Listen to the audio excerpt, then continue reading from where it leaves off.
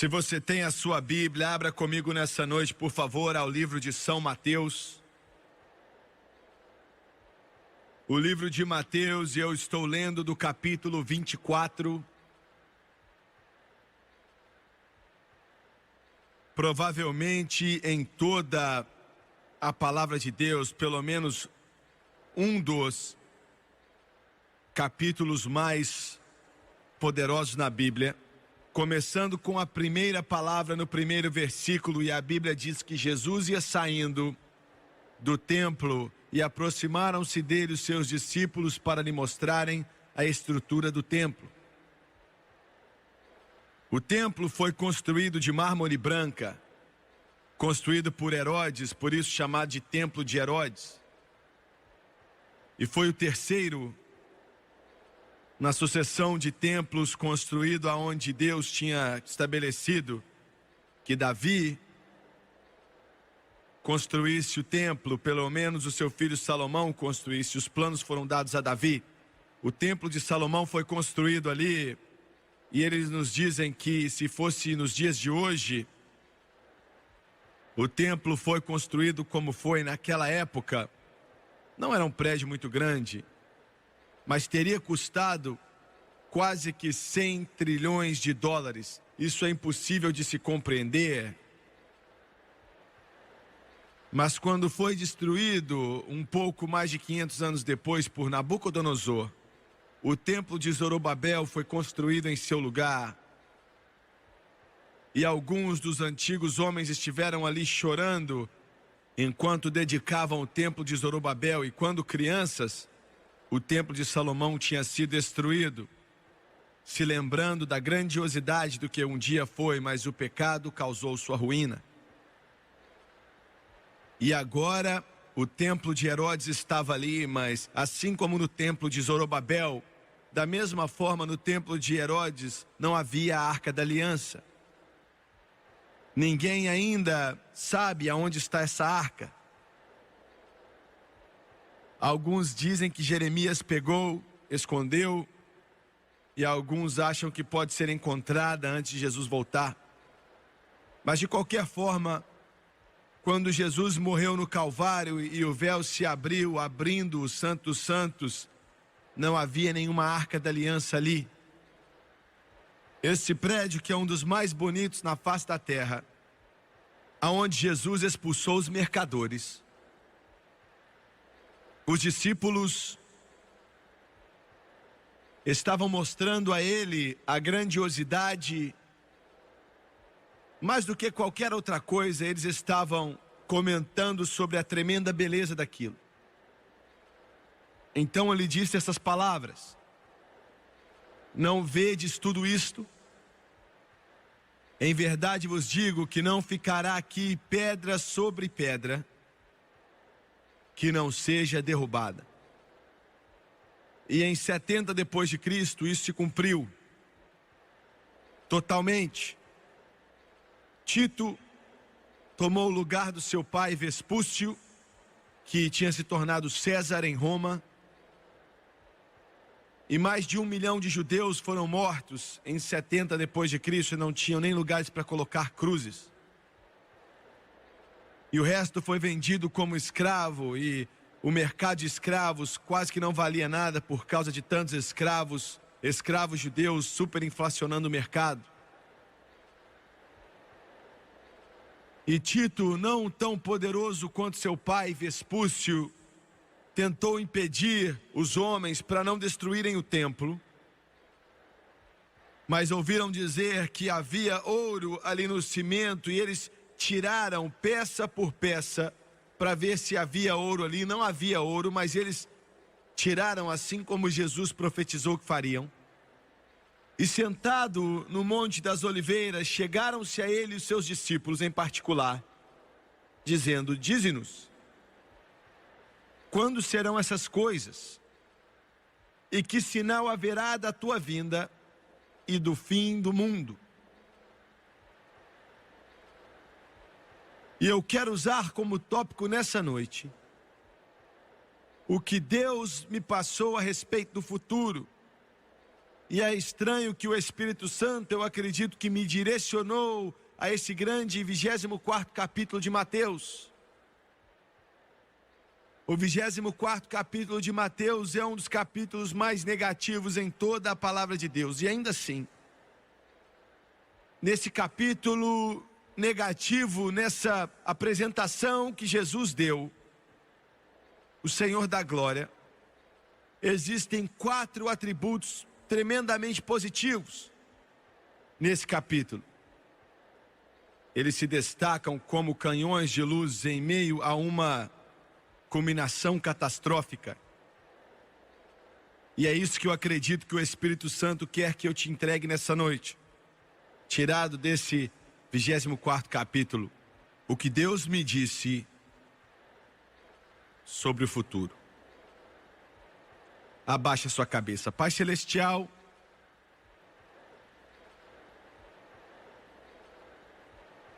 no santo nome de Jesus, eu peço a sua ajuda. Peço para que o Senhor me guie enquanto eu ministro aqui. Dependo totalmente do Senhor. E peço que o Senhor nos unja para pregar. E venha ungir também as pessoas para escutar. Para que eles possam entender a tua santa palavra. Nos ajude a não distorcer a tua palavra, mas somente falar aquilo que o Senhor quer e deseja. Pai Celestial, eu peço em nome de Jesus Cristo, e todos dizem amém e amém.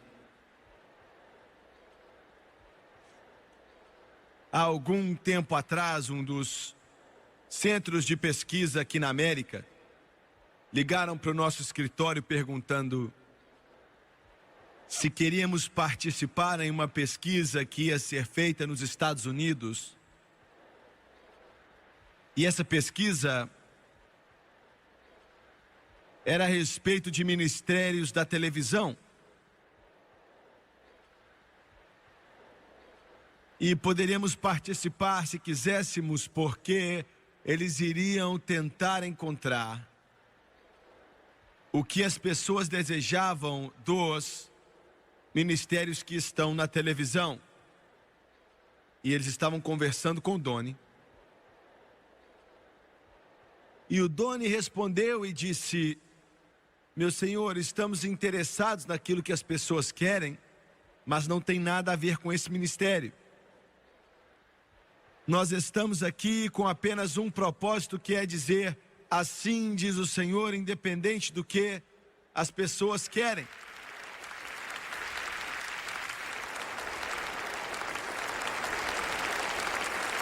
E eles disseram: você com certeza quer guiar seu ministério de acordo com os desejos deles? E ele disse: não.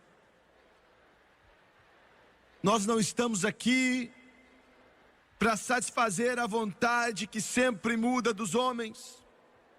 Mas eu quero dizer que queremos dizer aquilo que diz o Senhor.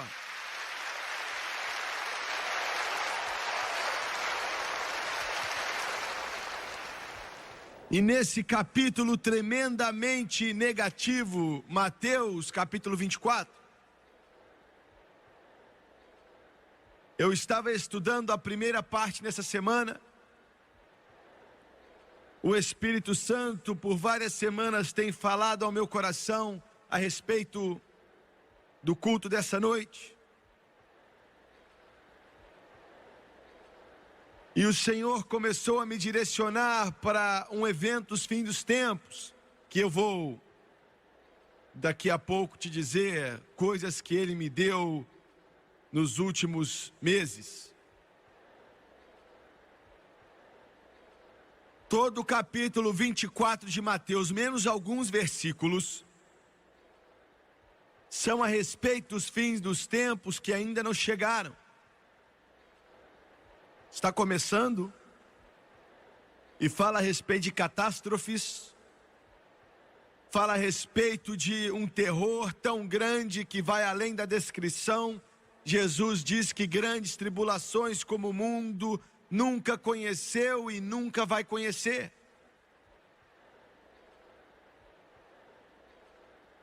A língua e a terminologia é tão chocante que é difícil até para alguém tentar entender o que está sendo dito. Fala de nação se levantando contra nação, guerras e rumores de guerras. E fala a respeito da fome, da peste, terremoto em vários lugares. E diz que esses são o começo, o princípio das dores. Fala a respeito do falso Cristo, engano como o mundo nunca conheceu antes, no que diz respeito a coisas espirituais. E fala a respeito de sangue. Fala a respeito da situação se tornando tão terrível, tão horrível e tão cheia de terror, que Jesus disse que, a não ser que os dias fossem diminuídos, que carne nenhuma seria salva, que toda a raça humana ia morrer, assassinados. E isso é tão chocante, que eu não gosto de falar disso, mas é muito importante, eu acho que eu tenho que repetir. Ele disse no versículo 21, porque haverá então grande aflição, como nunca houve desde o princípio do mundo até agora, nem tampouco há de haver. E se aqueles dias não fossem abreviados, nenhuma carne se salvaria. Agora, isso é o que eu acredito que Deus me deu. A primeira coisa é preliminar. É óbvia. Isso não foi através de revelação, está aqui no livro. Ele disse no versículo 6, e ouvireis de guerras e de rumores de guerras. E ele continua a falar a respeito de outras coisas que vão acontecer no fim dos tempos. E ele diz o seguinte, um termo estranho, acautelai-vos que ninguém vos engane. Agora, essa é a primeira parte da minha pequena mensagem. E ele diz que em meio a toda essa catástrofe, em meio a todo esse terror, acautelai-vos que ninguém vos engane. Ele está falando com a igreja. Ele está falando com o corpo de Cristo. Ele está dizendo, não tire os seus olhos de Jesus, porque vai piorar cada vez mais nesse mundo. Coloque os seus olhos em mim e tome cuidado para não ser enganado. Aleluia! Glória a Deus! Você está me entendendo? Você está entendendo a importância disso? Eu não vou ficar de pé aqui e te dizer que as coisas vão melhorar cada vez mais. Na verdade, o livro diz que as coisas só vão piorar. As coisas não vão melhorar, elas vão piorar cada vez mais. Eles nos dizem que em 1991 vamos ter 5.000 casos de AIDS nos Estados Unidos da América. 5.000 casos de AIDS, com mais de 250 milhões de americanos que vão morrer em um período de 1 ano com AIDS. Eles dizem que nesse último ano, 1 milhão de garotas adolescentes sem se casar vão ficar grávidas. A cada minuto que passa, um adolescente contrai uma doença sexualmente transmitível como gonorreia, herpes. 50% das nações do mundo nesse momento estão em guerra. Imagine só, guerras e rumores de guerra, 1,5 milhão de dólares a todo minuto que passa é gasto em armas nesse mundo. A cada 60 segundos, 1,5 milhão de dólares é gasto em armas no caminho do Armagedon. E em meio a tudo isso, ele diz, aleluia, acautelai-vos que ninguém vos engane. Agora, eu disse tudo isso a respeito do lado negativo de Mateus 24. Eu acho que eu já estabeleci minha fundação. Eu não quero falar de toda a sujeira do alcoolismo.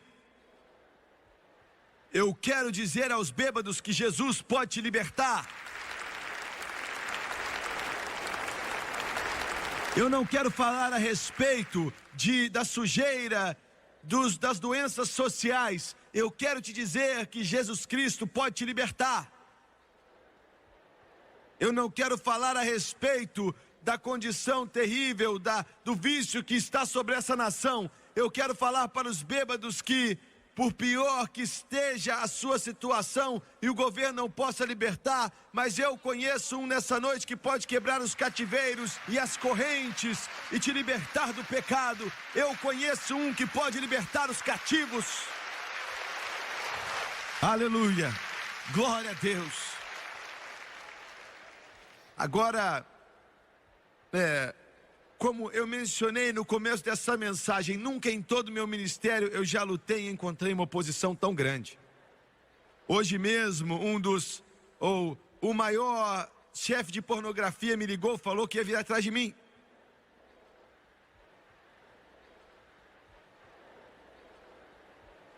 E eu falei, entra na fila.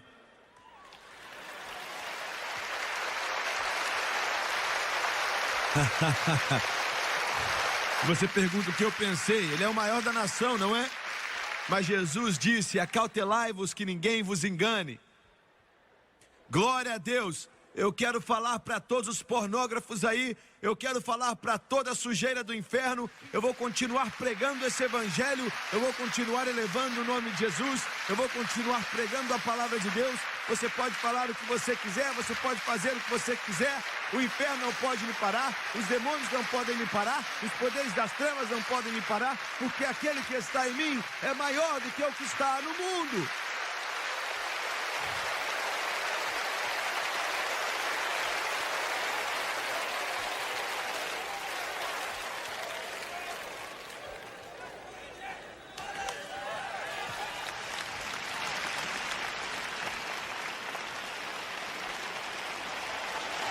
Acautelai-vos que ninguém vos engane.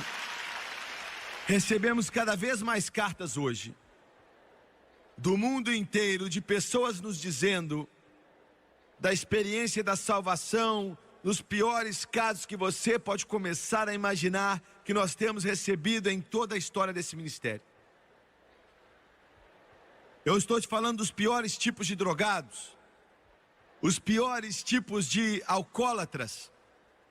Eu estou falando do pior tipo de adoração a Satanás. Eu estou falando do pior que o inferno pode fazer. Mas as cartas estão chegando. Olha, isso aqui é um exemplo. Toda salvação que acontece, lembre-se disso, já é um milagre.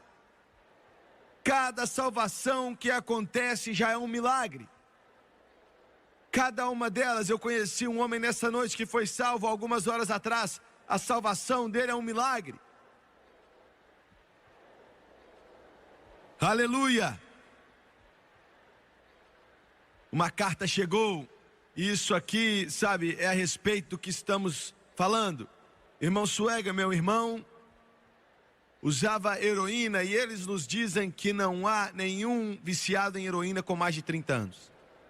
Quando eu li isso no jornal, eu fiquei meio chocado, porque não parece que está certo. Não existe nenhum viciado em heroína com mais de 30 anos. Todos morreram antes de fazerem 30. Se continuam usando. E ela disse, meu irmão já tinha ido para todo o centro de reabilitação possível e não havia esperança para ele.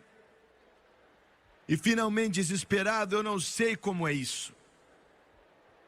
Deus tem misericórdia que eu conheça, Deus tem misericórdia que você conheça, mas eu sinto que muitos de vocês assistindo na televisão, que você se assenta aí, e você olha para um quarto vazio, que não tem nada, e a sua vida está no lixo, e você vê a marca de agulhas aí no seu braço, e não há nada de sobra a não ser a morte que está respirando sobre a sua vida. Ela te segue, ela te abafa, você acorda à noite suando frio, você não consegue largar.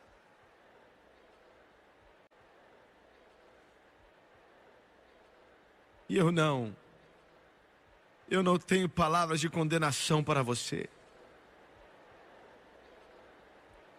Por favor, me escute. Eu não tenho uma só palavra de condenação para você. O meu mestre disse: eu não vim para condenar, mas eu vim para salvar e para libertar os cativos. Aleluia, aleluia, aleluia. O mundo pode te menosprezar, mas Jesus diz que se você vier para Ele, você é bom o suficiente para fazer parte da igreja dele. Aleluia. Oh, glória!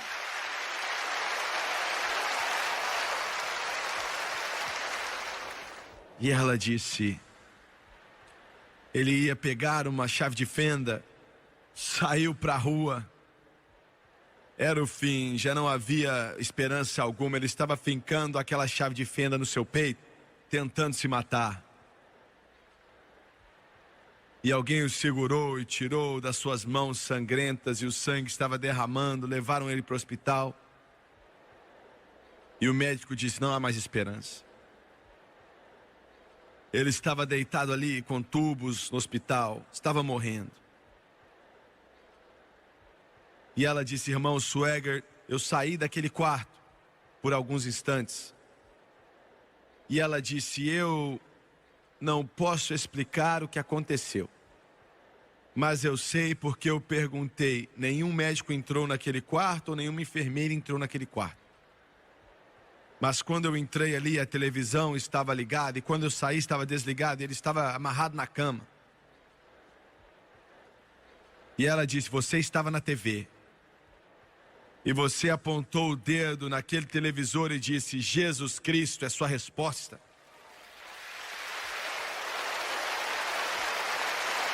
E ela disse: quando eu voltei, ela disse: quando eu voltei ali, eu queria muito ter estado ali, mas eu saí do quarto por alguns minutos e eu não consigo explicar.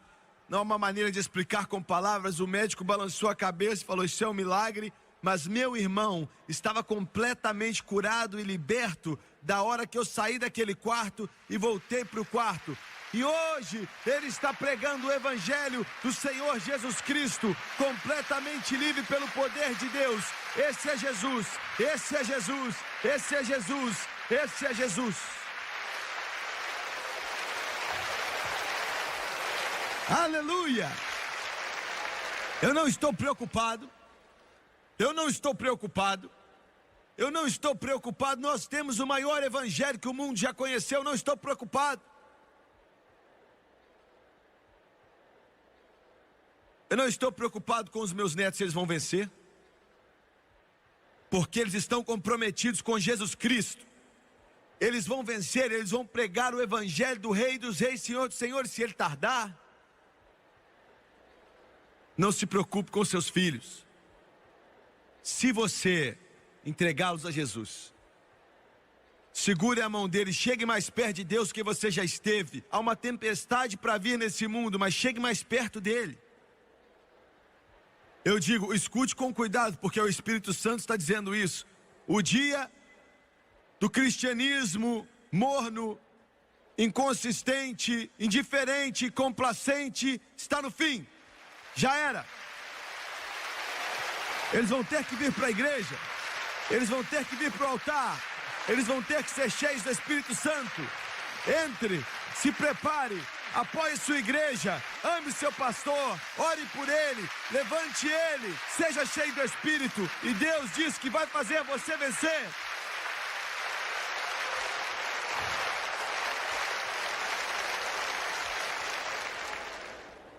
Drogas não vão vir sobre os seus filhos se você continuar diante do altar, se você caminhar diante deles. Agora, pai, se você está bebendo sua cachaça,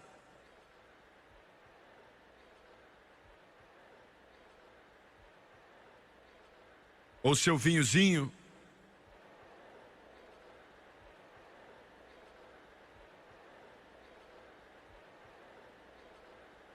e você vai na igreja uma vez por mês, você tem um problemão. Mas olha, vai para a igreja e fique lá. Vá para lá na quarta noite. Domingo de manhã, vá para lá. Domingo de manhã, vá para lá. Quando abrirem os altares, você fala, eu sou cristão, não preciso do altar. Você precisa do altar. Vá até o altar, fique no altar, deite no altar, vá diante de Deus. Você não tem que se preocupar. Muito bem. Eu quero te mostrar a segunda palavra positiva que ele disse em meio a todo esse inferno. Está no versículo 14, ele diz que esse evangelho do reino vai ser pregado em todo o mundo, em testemunho a todas as nações, e então virá o fim. E essa é uma das declarações mais poderosas que você já viu em toda a sua vida. E esse evangelho, que evangelho? Não é o evangelho fraquinho, sabe, que as pessoas estão falando hoje em dia sem força alguma, que arranca metade da Bíblia. Não é esse evangelho. Ele disse esse evangelho. Esse evangelho. De que evangelho ele está falando? O evangelho da salvação pelo sangue de Jesus. O evangelho do poderoso batismo do Espírito Santo, com evidência de orar em outras línguas. O evangelho da cura pelo poder de Deus. O evangelho que faz milagres pelo poder de Deus. E o evangelho que Jesus está para voltar. Esse evangelho vai ser pregado. Vai ser, não diz que talvez será. Se o Islã falar que vai ser, tá bom. Ou se os nossos amigos comunistas aceitarem a esse evangelho, ele diz que vai ser pregado. E eu quero te dizer algo.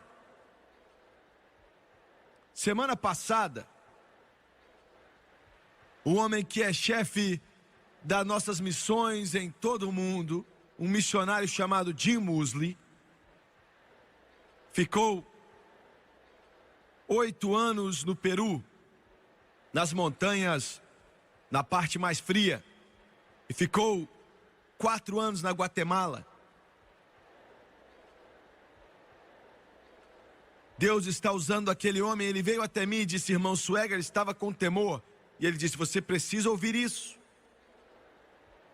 Por 2 anos, ele tem ido para a China comunista,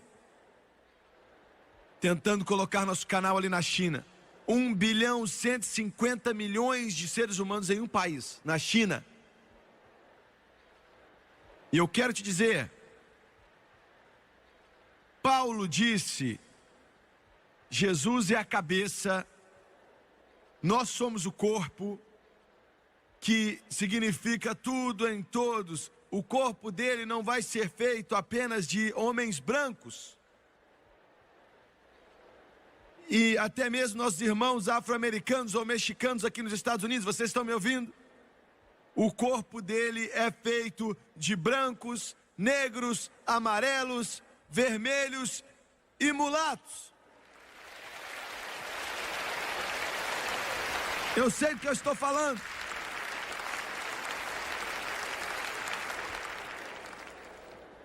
Ele disse, a China acabou de colocar 2 horas por noite em toda a nação deles, como se fosse a Globo aqui ou a SBT, que cobre a nação inteira, 2.300 estações de televisão. 2.300 estações de televisão só naquele país. Colocaram 2 horas por noite à venda. É bem caro, $40 mil por semana. A televisão deles alcança, do 1,250 bilhão, alcança 900 milhões de chineses.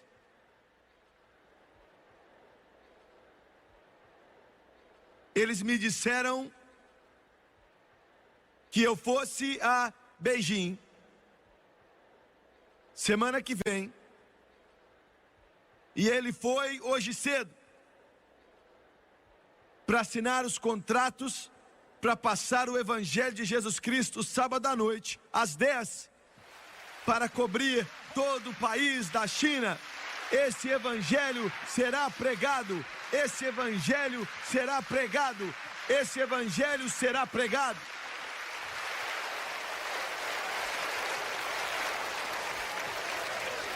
Será que você entende a magnitude disso? E eu quero te dizer o que Deus me falou. Dia 1º de julho de 1985, eu estava orando, era 9 da manhã.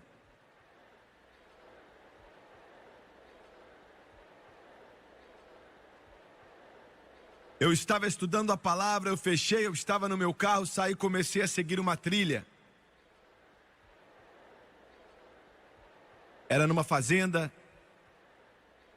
E depois de caminhar mais ou menos 10 minutos, o Espírito de Deus veio sobre mim. E resumindo, eu vi em uma visão que Deus me deu, eu vi um campo. Era um campo de algodão, era tão branco como se fosse tudo branco. E eu estava de pé, como estou de pé aqui, olhando para essa direção e olhando para o horizonte, assim como o olho podia ver. E eu nunca tinha visto tanto algodão, uma colheita tão grande. Parecia que tudo era uma grande bola branca. E eu me perguntei na minha visão por que tudo era branco, porque eu sempre imaginei a colheita como se fosse um campo de trigo. Mas eu vi o branco, e Jesus em João diz que os campos estão brancos para a ceifa. E eu vi 2 colhedores de algodão mecânicos à distância. Enquanto eu estava ali olhando à minha esquerda, eu vi a pior tempestade que eu já tinha visto em minha vida. Eu nunca tinha visto nuvens tão escuras e pesadas.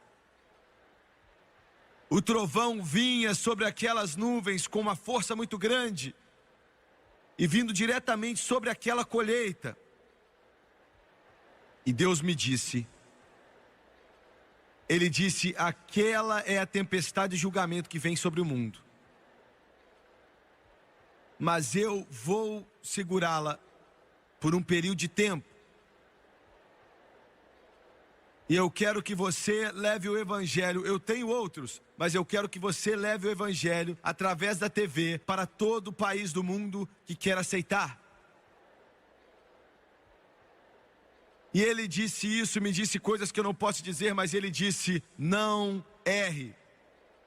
Não erre, faça imediatamente.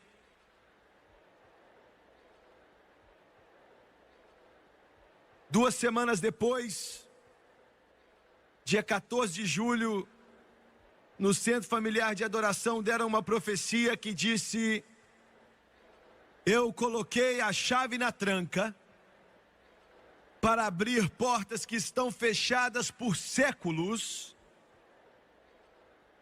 Empurre a porta, e agora elas estão destrancadas. Vá além do pensamento mortal do homem e vá até onde Deus está. Acredite em mim, ele disse, como você nunca acreditou em mim antes. Eu vou abrir a mente dos reis. –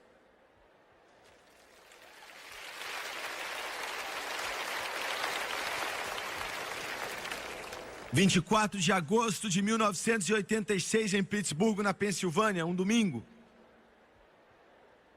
Estávamos em uma cruzada lá e eu fui orar naquele domingo de manhã, mais ou menos às 10 da manhã. E eu ainda posso ver onde eu estava, a presença de Deus começou a me cobrir. E o Senhor disse, eu estou em alguns desses países e vou encher muitas pessoas, até mais que 10 mil pessoas do Espírito Santo em um só culto. Eu vou derramar o meu Espírito sobre toda a carne. Em um culto, eu quero te lembrar que é isso que alguns disseram que era uma novidade e daqui a um tempo ia passar. Mas ele disse, em um culto eu vou encher mais de 10 mil com o Espírito Santo.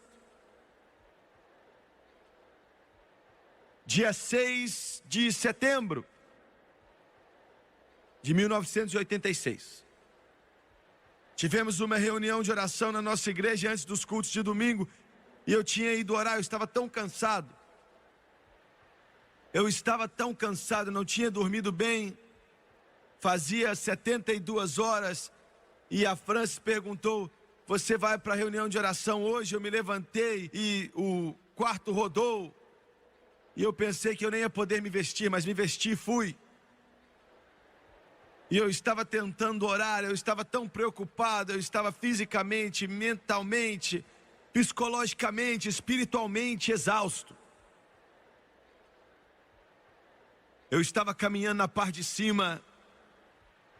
Eu acho que haviam 150, 200 pessoas ali. O Espírito de Deus veio sobre mim instantaneamente.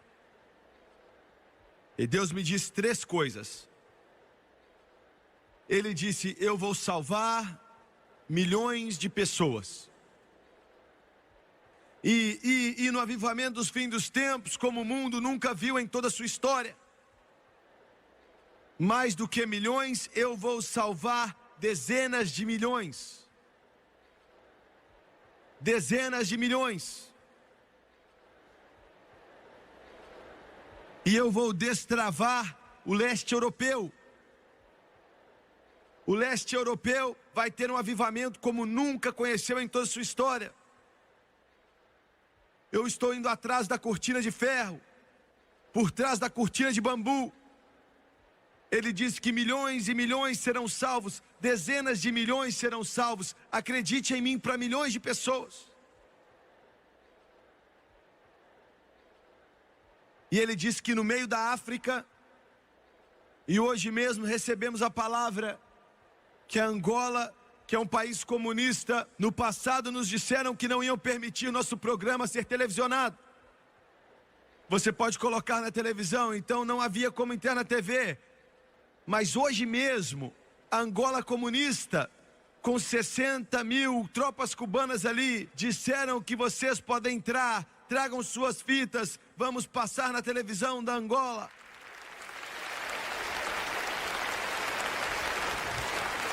143 países do mundo. Antes de ontem, o chefe de comunicações na igreja luterana no oeste europeu estava no meu escritório.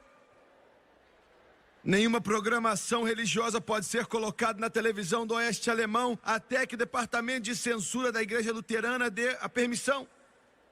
Eu nem sabia quem ele era. Eu nem sabia o que ele era. Quando me apresentaram para ele, não me disseram quem ele era. Fomos na cafeteria do outro lado da rua almoçar, e ele olhou dentro do meu olho e disse, estamos colocando você em 230 estações de TV no oeste alemão.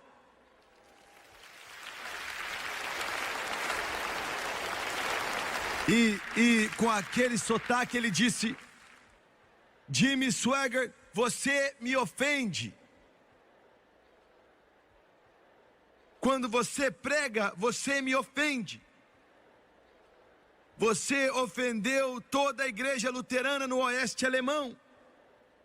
E eu me assentei ali, olhei para ele e eu pensei, meu Deus, o que é que ele vai fazer agora? Nos tirar do ar?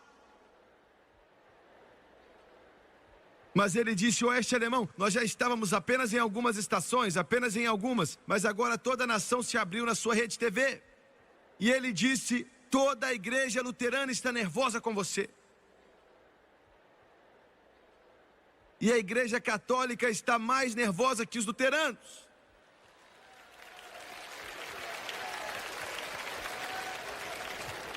E eu não sabia o que dizer. Eu me assentei ali, ele estava do outro lado da mesa e eu disse, eu não sabia o que dizer. E não é algo normal que eu não tenho o que dizer. Eu não sabia o que dizer, irmãos. Mas com os olhos cheios de lágrimas, ele disse, mas é disso que precisamos.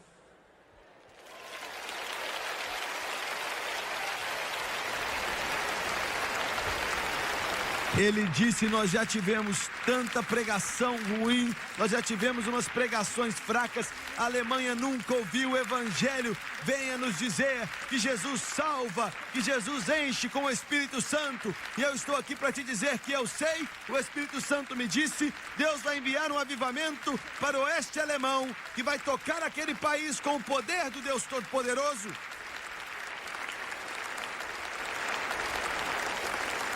E ele disse: dezenas de milhões vão ser salvos.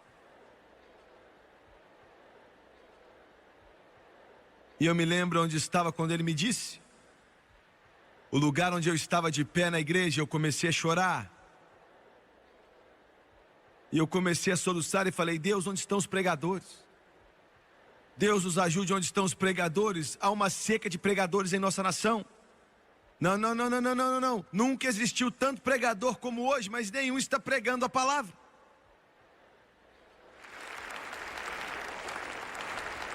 Pregadores, eu estou falando com humildade, fiquem de trás do púlpito, depois de sair do seu tempo de oração, depois de receber força do céu, depois de ser cheio do Espírito Santo, pegue a palavra do Deus Todo-Poderoso. O coração humano não se preocupa com as coisas de Deus, ou com qualquer tipo de jogo, ou com a bolsa de valores, ou quem ganhou isso, ou quem ganhou o campeonato daquilo, mas dê a eles o Evangelho de Jesus Cristo, que Jesus salva, que Jesus enche do Espírito Santo, e que Jesus cura, e que Jesus faz milagres, e que Jesus está voltando. E pregue esse Evangelho poderoso como você nunca pregou antes.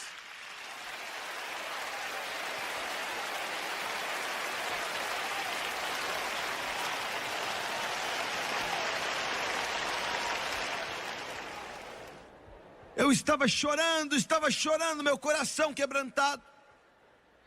Eu perguntei: Deus, onde estão os pregadores? Eu fico chocado de ligar a televisão cristã e eles estão falando sobre gatos. E eles estão discutindo os brinquedinhos. Deus nos ajude. Nos ajude. Essa é a maior mensagem que o homem já conheceu em toda a sua história. Pregue o Evangelho, pregue a palavra, pregue Jesus, dê a eles Jesus, dê a eles o Senhor dos senhores e o Rei dos reis e o mais belo entre os milhares.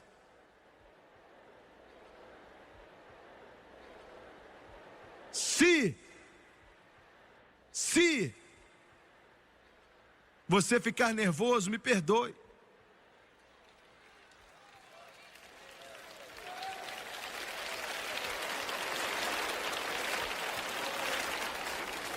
Uma senhora chegou para mim essa semana.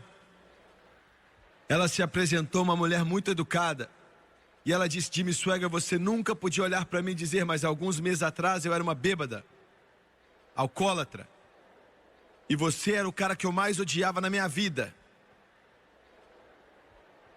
E ela disse: no dia que eu realmente te odiei foi quando você me disse que o alcoolismo não era uma doença, que era um pecado.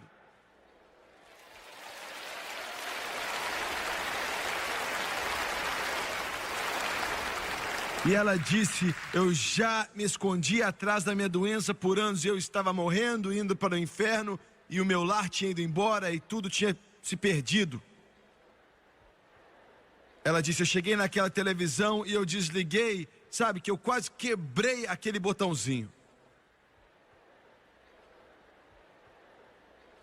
E ela disse que quando eu dei um passo para trás e a tela estava preta, e você não estava mais ali, mas o que você pregou ainda estava aqui.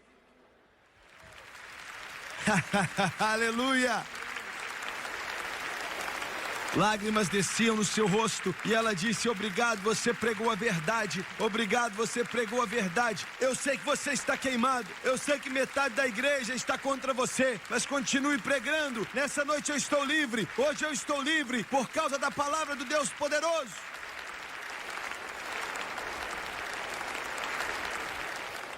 E eu disse: Deus, onde estão os pregadores? Se todos aqui amam o pastor, ele é um membro da igreja aqui e ali, ele é membro daquele outro clube ali, e aquele clube que serve a comunidade, o pastor que mais plantou rosas no campo. E eles escreveram no jornal como agora ele está no Conselho Ecumênico e ele é muito amado.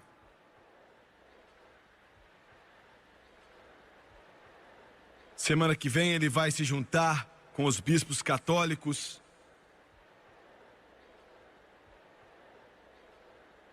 Ah, é amor, amor, amor, amor, amor.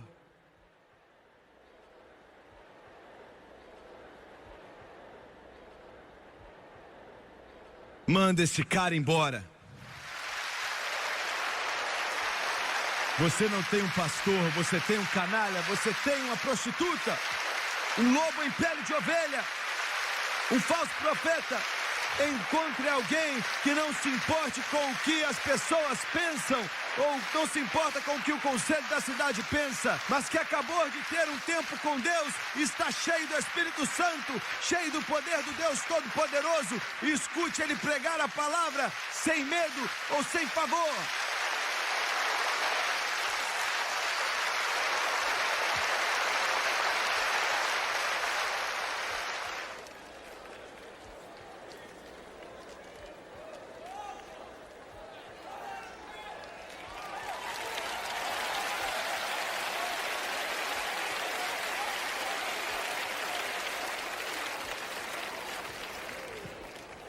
A maioria dos pregadores são como gelatina, os caras não são firmes.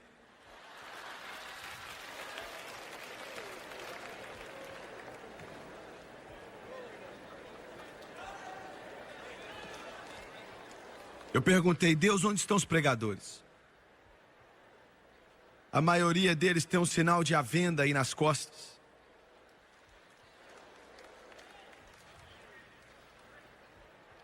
Eu sei que eu vou dizer aqui, parece que eu estou falando com algum interesse, eu sei que parece que é com algum interesse, mas eu vou dizer porque eu devo dizer. A maioria dos lugares onde eu vou, os pregadores parecem agentes funerários, mas esse povo aqui está pegando fogo por Deus. Ó.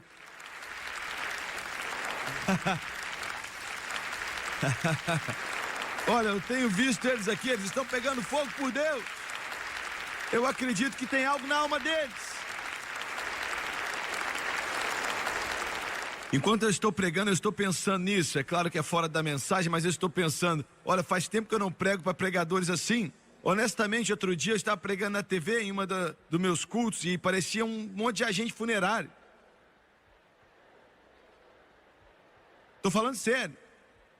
Eu disse para a Franz, olha para eles, parecem agentes funerários. A glória caindo, as pessoas gritando em todo aquele estádio, 15 mil pessoas gritando e eles...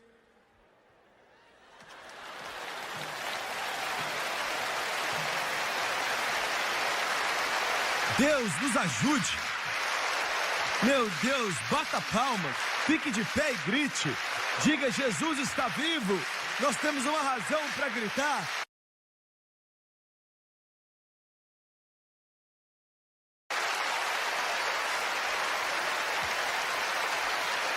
Jesus salva, Jesus salva, Jesus cura, Jesus enche do Espírito Santo, Jesus está voltando.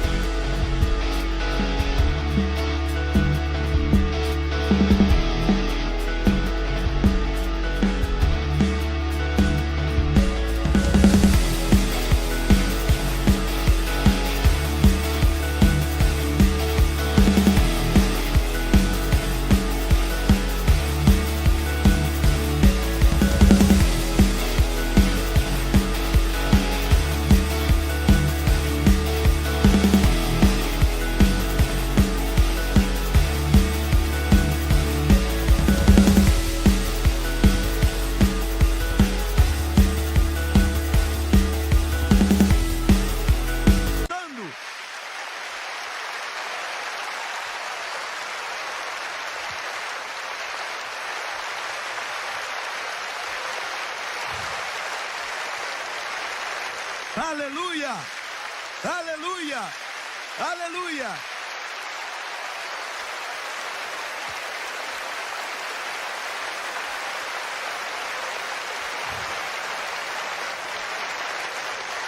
E eu perguntei: Deus, onde estão os pregadores?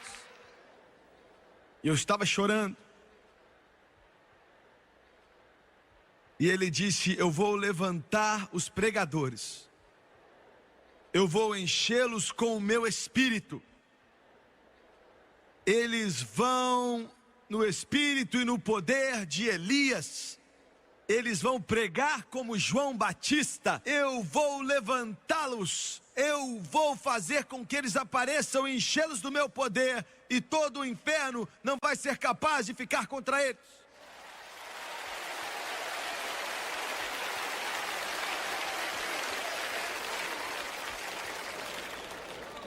E ele me disse mais uma coisa nessa mensagem. Ele disse que vai mandar um avivamento de santidade.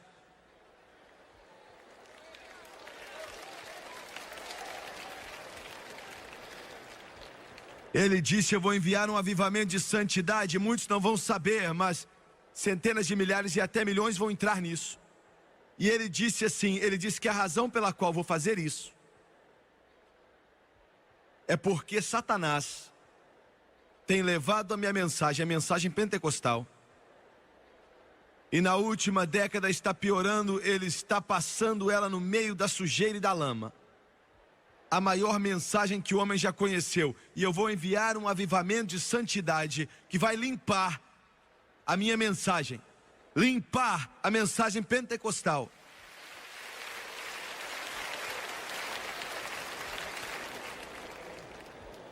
Dia 19 de outubro, estávamos em Santo Domingo, enquanto eu preguei isso há pouco tempo atrás, em 1986. Eu nunca vi pessoas assim. Eles disseram que o estádio nunca tinha sido cheio. E sentava, quantos mil, Doni? Sentava 45 mil e nunca tinha sido cheio para nada na história da República Dominicana. Na primeira noite, ainda que choveu por 15 minutos, um estádio aberto, 15 minutos antes de começar o culto, haviam 48 mil pessoas ali. Sábado à noite, começou a chover no meio da mensagem. Bem no meio da mensagem, e eu achava que o Senhor tinha ficado nervoso com Satanás porque tinha chovido. E a chuva parou depois de 5 minutos, e eu nunca em minha vida toda vi um estádio. Nós tínhamos quase 60 mil pessoas ali. Sábado à noite, eu nunca vi um estádio assim aberto. Quase que perdemos o controle. Eu quase perdi o controle. Quase 60 mil pessoas gritando e louvando ao nosso Deus, como se fosse uma onda de glória naquele lugar. Domingo à noite, uma nuvem veio e quase que 70 mil pessoas estavam ali. E eles estavam assentados ali no chão. Assentados ali no chão, olha, não tinham cadeiras, sentados no chão, ao lado da arquibancada que estava cheia. A nuvem apareceu ali e começou a chover um pouco e parecia que o Espírito Santo, nós vamos mostrar para você daqui a pouco na TV, parece que o Espírito Santo parou e falou: não passe aqui. E eu abaixei minha cabeça para fazer a chamada para o altar, e eu nunca pude fazer isso porque eles começaram a correr para aceitar a Jesus. Entre 10 a 15 mil pessoas correndo para aceitar Jesus, e a razão foi porque eu tinha terminado a mensagem com a palavra: qualquer um que chamar o nome do Senhor será salvo. Deus me disse, domingo de manhã, antes daquele culto de domingo à noite, Ele disse: cancele a maioria das cruzadas nos Estados Unidos e triplique as cruzadas em países estrangeiros, na África, na Ásia, as ilhas do oceano, na Europa, América Central, América do Sul. E ele me disse outra coisa: eu vou enviar um avivamento de cura, de milagres. Muitos falam deles, mas eu vou enviá-lo. Os homens dirão que os dias da Bíblia voltaram. Foi 19 de outubro, mais ou menos, às 10 daquele domingo de manhã, eu liguei para o Doni, liguei para o irmão Odd e todo o nosso pessoal, 10 ou 15 deles, e disse: irmãos, é isso que o Senhor me disse, cancele essa cidade, essa cidade, essa cidade, essa cidade nos Estados Unidos. E marque cruzadas em país do estrangeiro. Deus também me disse: eu vou abrir as portas de países fechados, pois é a vez deles agora.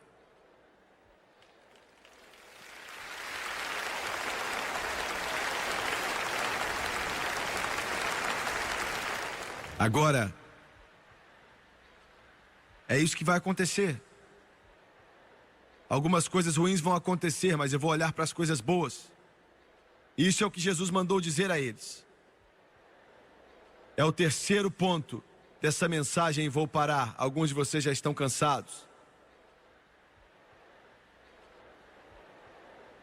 E em meio a essa desgraça infinita, no 24º capítulo de Mateus, versículo 30 diz: então aparecerá no céu o sinal do Filho do Homem, e todas as tribos da terra se lamentarão, e verão o Filho do Homem vindo sobre as nuvens do céu, com poder e grande glória. Ele disse: diga a eles na África. Nós já marcamos 2 cruzadas para a África. Diga a eles na América do Sul. Nós já agendamos os maiores estádios do mundo, com capacidade para mais de 200 mil pessoas no Brasil. Diga a eles na Europa. Diga a eles na Ásia. Diga a eles que eu estou cansado da fome. Eu estou cansado da pestilência. Eu estou cansado dos ditadores.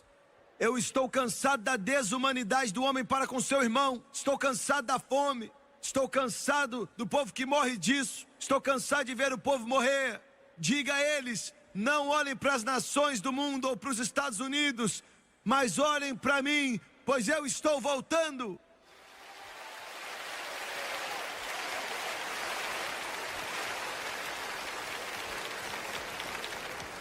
Essa é a terceira coisa. Ele disse: estou vindo.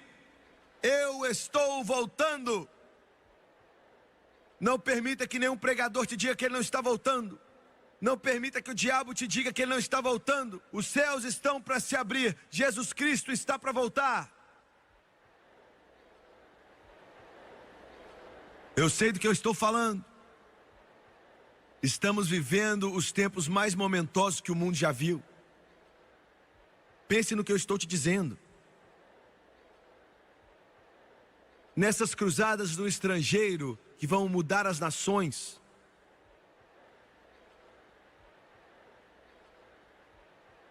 Tito capítulo 2, versículo 13, Paulo chama de bem-aventurada esperança.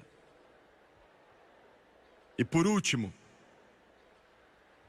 eu não tenho tempo para falar disso, o meu tempo acabou. Versículo 35, a última coisa positiva que Jesus disse: o céu e a terra passarão, mas as minhas palavras não hão de passar.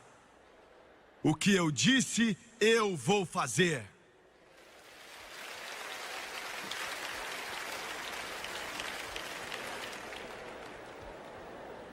E eu quero terminar com isso. Eu quero te mostrar como essa palavra se encaixa e como ela não pode falhar, como é impossível falhar.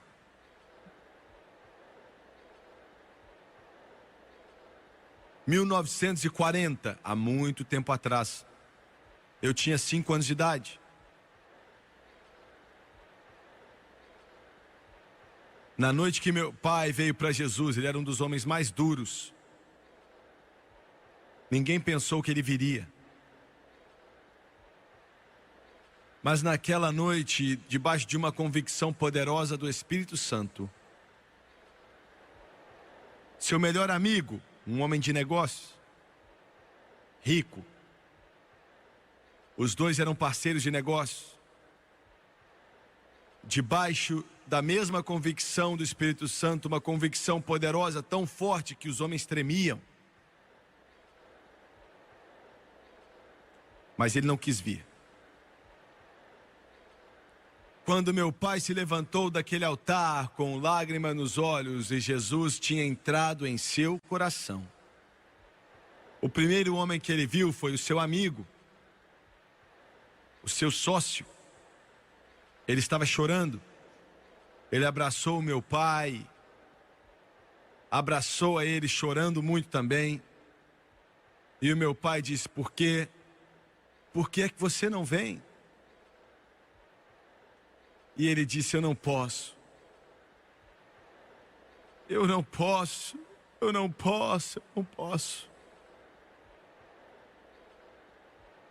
E foi quase que uma porta que se fechou. E esse homem que sabia mais a respeito de negócios, mais que qualquer outro homem que meu pai conhecia, perdeu. Negócio atrás de negócio, atrás de negócio, atrás de negócio se foram. E eu estou resumindo, e ele começou a beber muito. Ele bebia tanto que às vezes por meses ele ficava sob aquele efeito do álcool. Até que os olhos dele, dava para ver quando eles estavam para morrer, e os olhos deles choram continuamente. 24 horas por dia, chorando, vermelho, morrendo, a mente dele estava... E eu me lembro... Eu tinha mais ou menos 6 anos de idade quando fomos para o funeral do seu filhinho. Seu garotinho tinha 4 anos de idade e ele tinha o cabelo cheio de cachos negros na cabeça. E parecia que aquilo era tudo que aquele homem amava. Os outros filhos já tinham fugido dali. E um deles estava para ir para a cadeia. E aquele garotinho era a vida dele. E o bebê morreu. E eu estava ali com os olhos abertos e foi uma cena tão chocante e forte que eu nunca vou me esquecer. Eu via enquanto ele olhava para o caixão e meu pai tentando consolá-lo, mas não estava adiantando, ele batia ali dando soco e xingando a Deus. Eu fiquei com medo. Eu tinha 6 anos de idade, mas eu estava com medo, eu tremia, eu nunca tinha escutado nada assim, xingando a Deus: você levou o meu filho. Eu não...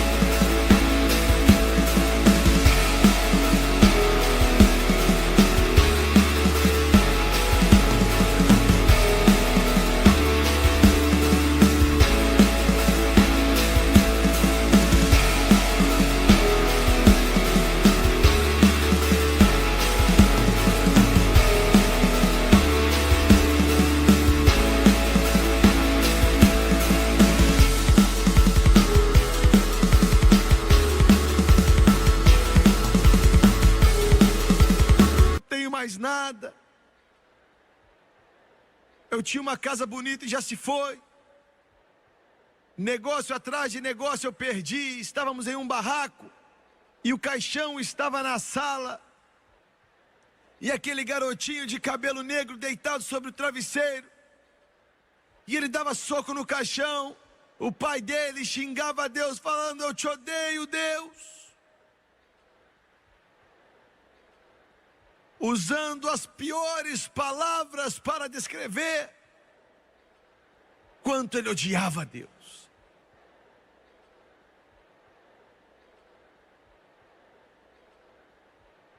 Ali ele perdeu o resto da sua sanidade.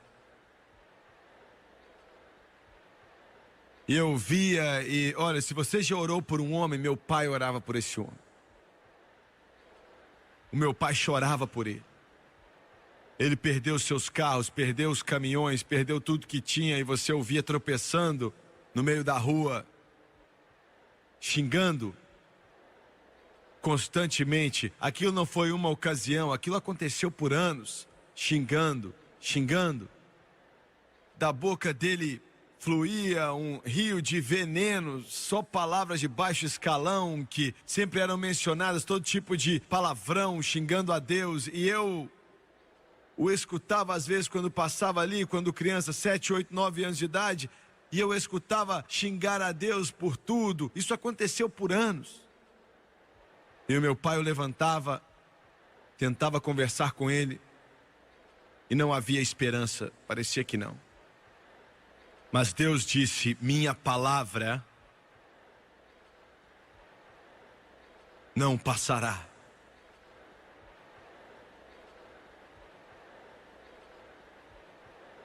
O Lester Summerall, eu recebi uma carta dele semana passada. A irmã dele e a mãe dele foram as primeiras a levar o evangelho para a nossa cidade, em 1938. Eu tinha 3 anos. A primeira mensagem que esse homem já ouviu, esse homem que eu falei, escutou, foi da Leona Summerall. Ela pregou. Ela era uma garota de 17 anos de idade. E ela voltou na cidade. Isso foi em 1945. Milagre dos milagres, quando ela chegou ali na entrada da cidade, ela viu meu tio. Eu nasci na casa dele em 1935, dia 15 de março. E foi ele que ofertou o dinheiro para ela construir a igreja.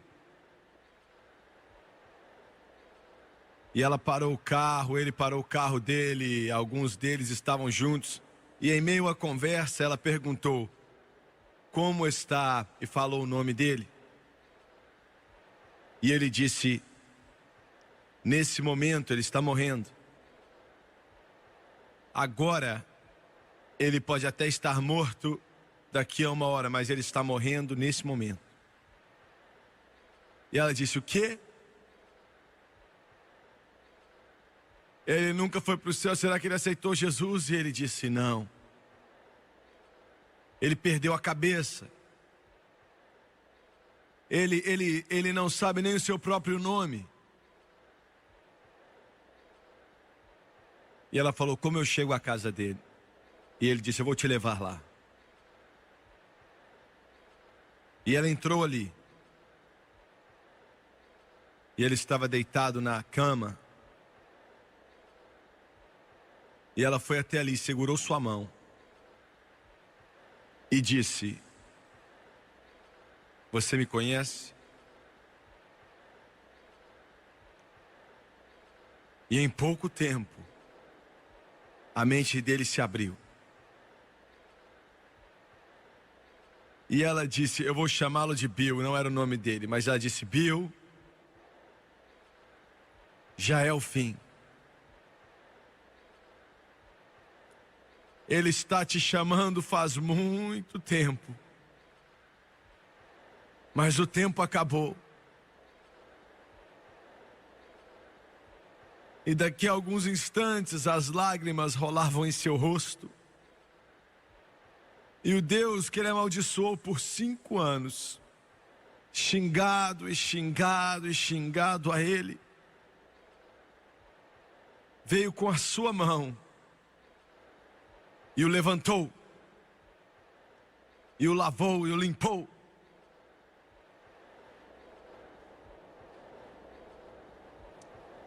Você diz: eu não entendo isso. Eu também não entendo. Quem pode entender o amor de Deus? Quem pode entender o amor de Deus? Quem pode entender a graça sublime? Eu estou te dizendo, Ele te ama. Não importa o que você fez, quem você é, Ele te ama.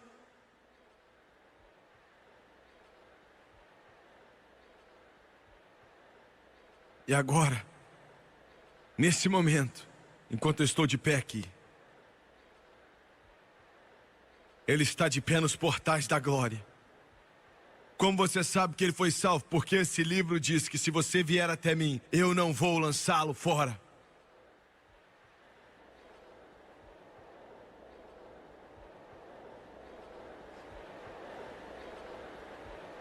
Minha palavra não passará.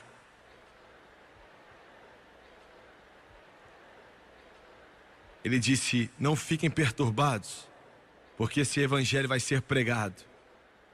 Eu estou voltando. E a minha palavra não vai falhar. Abaixe a sua cabeça, por favor.